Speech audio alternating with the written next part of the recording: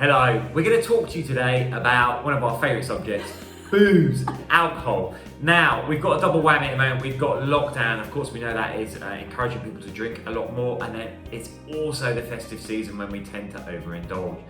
Quick stats, HMRC, which is the UK's tax collection body, estimates they're going to get an extra £1.1 billion in revenue from alcohol sales, which is quite staggering when you consider most pubs and bars have been shut for long parts of the year. And there's also a stat out that every extra week in lockdown increases alcohol consumption by a fifth. I'm sure, like many of you, you're finding it a little bit tricky. We're going to give you 3 reasons why alcohol can hamper your progress and 3 strategies to help deal with it. We are indeed. Before James dives in here, I just want to say actually, what we're not saying is don't drink alcohol together.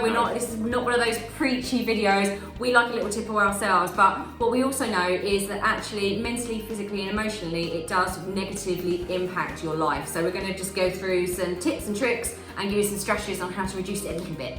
Okay, so here we go. Three ways it could be impacting you. Well, the first one on your body goals. Alcohol is effectively an empty calorie. There's no nutritional value to it besides the energy that it's putting in. It's high sugar, it's high calorie, so if you're drinking more and having your normal diet, then of course you're in a calorie surplus, more likely to put on weight. Number 2, it has a fascinating effect on our metabolism and our hormones. So the alcohol, the body will recognise the alcohol as a toxin and attempt to expel it first, meaning it will prioritise it in the metabolism queue. So if you're drinking and eating, chances are that food is more likely to be laid down as fat, and the body is trying to clear the alcohol. You're also likely to eat more, as alcohol has a suppressant effect on the hormone leptin, which sends a signal I'm full to the brain when we eat. Exactly. So that could be bad when you've had lots of beers. Bad idea. That's a bad idea.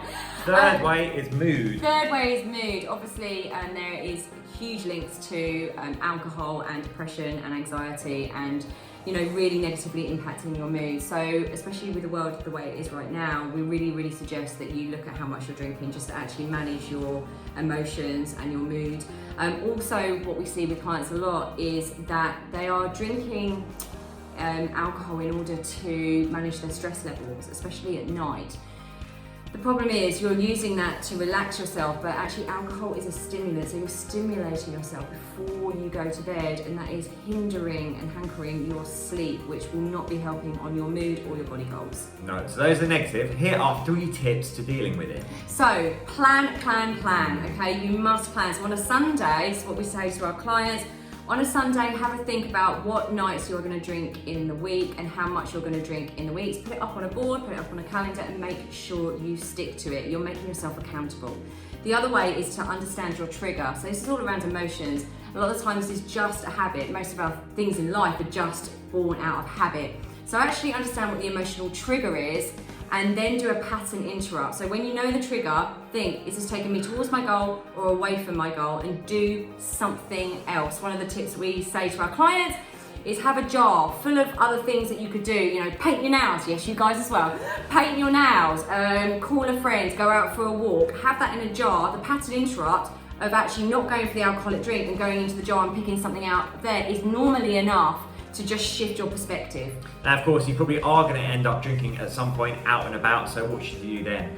Go for the better options, which are lower sugar, low calorie. So that is clear spirits like gin and vodka with a low calorie mixer, like a soda water with a squeeze of fresh lime, or a low calorie tonic, or drier white wines, sparkling wines. And finally, the old method we got taught when we were young of alternating your alcoholic drink with a glass of water will pay dividends. We hope that helps. Helpful. Take care.